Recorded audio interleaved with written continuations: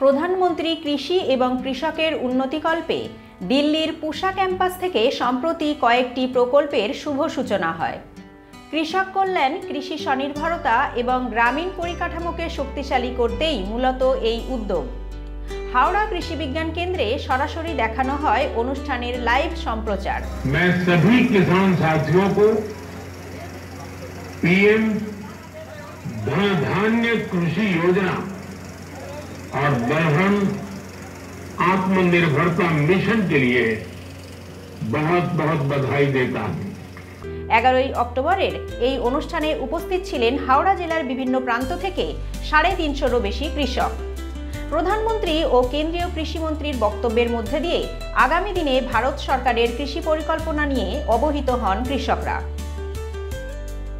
মাননীয় প্রধানমন্ত্রী ধনধান্য কৃষি যোজনা এবং ডাল শস্যে আত্মনির্ভরতা মিশনের পাশাপাশি 42,000 কোটি টাকারও বেশি অর্থমূল্যের বিভিন্ন প্রকল্পের শুভ সূচনা করেন এদিন।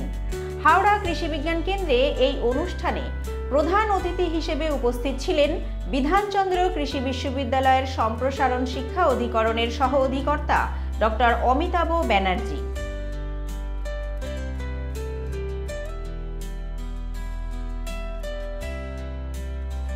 অনুষ্ঠান শেষে কৃষিতে ড্রোনের ডেমনস্ট্রেশন করে দেখানো হয়। সামগ্রিকভাবে হাওড়া জেলার কৃষকদের মধ্যে ব্যাপক আগ্রহ দেখা যায় এদিনের অনুষ্ঠানে। কৃষিকাজ হাওড়া।